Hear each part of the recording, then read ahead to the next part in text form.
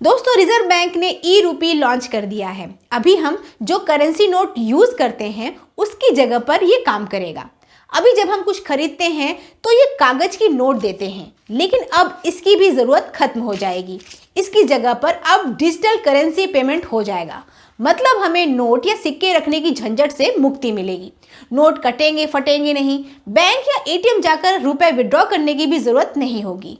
लेकिन दोस्तों, अभी ये सब फैसिलिटी हमें गूगल पे, फोन पे और पेटीएम वगैरह से भी मिल जाती है, तो फिर इसकी जरूरत क्यों?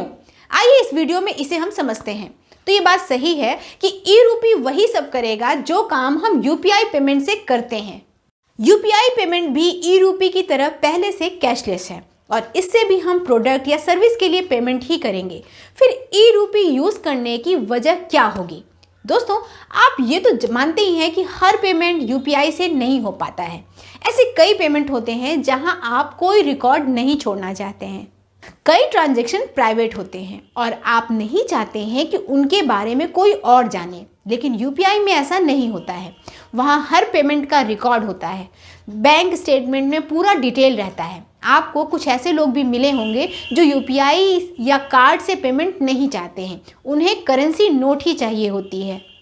इसी तरह हम खुद कई बार अपनी प्राइवेसी की वजह से कैश में ही पेमेंट करते हैं। तो हमारी इन्हीं ज़रूरतों को ध्यान में रखकर रिजर्व बैंक ने ई रूपी को लॉन्च किया है।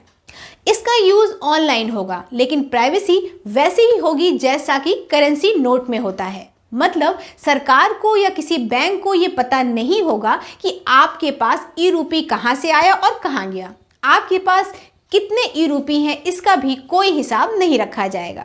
कुल मिलाकर ई रूपी ट्रैक नहीं किया जा सकता।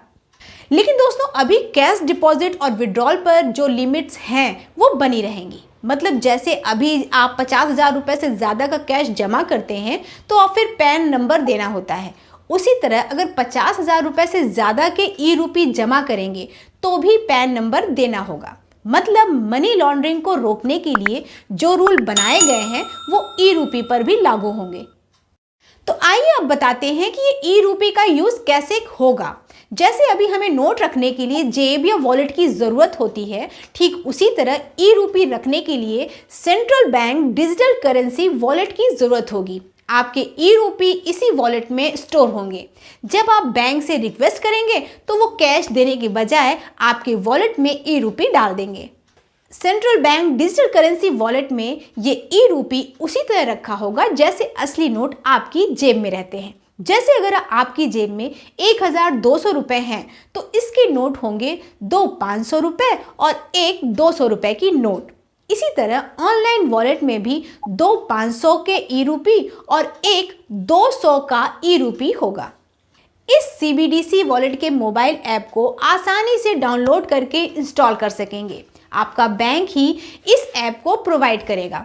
ये ऐप आईफोन और एंड्रॉयड फ़ोन दोनों में इंस्टॉल हो जाएगा। हालांकि शुरू में इस ऐप में उन्हीं लोगों का रजिस्ट्रेशन होगा जिन्हें उनका बैंक परमिट करेगा।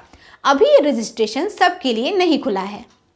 दोस्तों, ई रूपी रखने वाले इस वॉलेट की कुछ लिमिटेशन है। जैसे आप इसमें 2 लाख से ज़्यादा के ई रूपी नहीं रख सकते हैं और इसके अलावा एक दिन में 30 से ज़्यादा ट्रांजैक्शन भी नहीं कर सकते हैं।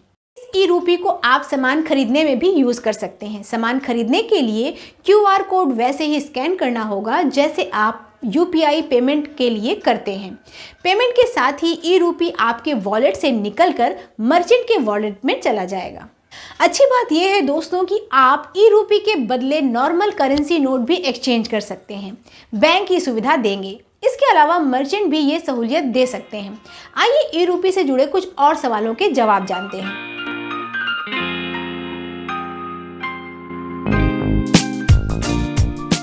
ई रूपी बैंकों से मिलेंगे।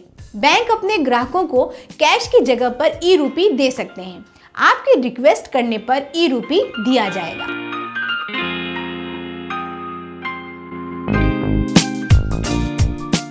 ये एक डिजिटल करेंसी है, मतलब हम इसको छू नहीं सकते हैं। ये एक खास सीबीडीसी वॉलेट में रहेगा। जैसे डीमैट खाते में किसी कंपनी के शेयर रहते हैं, उसी तरह सीबीडीसी वॉलेट में अलग अलग वैल्यू के ई रूपी रहेंगे।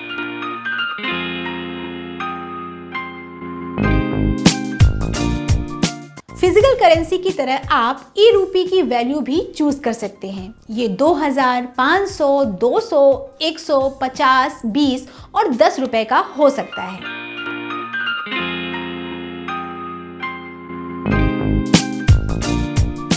जहां कहीं भी पेमेंट की जरूरत होगी वहां ई रूपी का यूज हो सकता है। जैसे आप किसी को पैसे भेजना चाहते हैं तो उसे ई रूपी के तौर पर भेज सकते हैं। किसी दुकानदार से कुछ खरीदते हैं तो इसका पेमेंट भी ई रूपी में कर सकते हैं।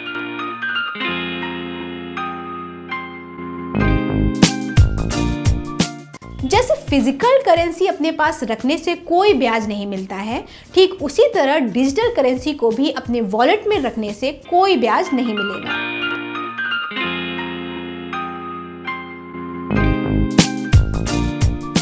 दोस्तों, फिलहाल रिजर्व बैंक ई रूपी का पायलट प्रोजेक्ट चला रही है, मतलब ट्रायल चल रहा है, इसलिए अभी ये पूरे देश में अवेलेबल नहीं होगा। अभी पहले चरण में इसे दिल्ली, मुंबई, बेंगलुरु और भुवनेश्वर में शुरू किया जाएगा। इसके बाद अगले चरण में इसे अहमदाबाद, गंगटोक, गुवाहाटी, हैदराबाद, इंदौर, कोच्चि, लखनऊ, शिमला और पटना में भी शुरू किया जाएगा।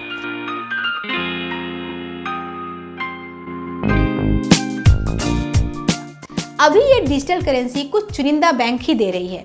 पहले चरण में state bank of India, ICICI bank, yes bank और IDFC बैंक ही ई रूपी देंगे।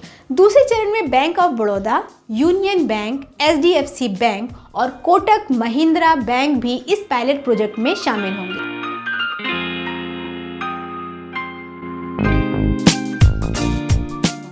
अभी बैंक खुद ई रूपी को स्टोर करने के लिए वॉलेट प्रोवाइड करेंगे। बाद में बैंकों के अपने मोबाइल ऐप के साथ ये वॉलेट इंटीग्रेट भी हो सकता है।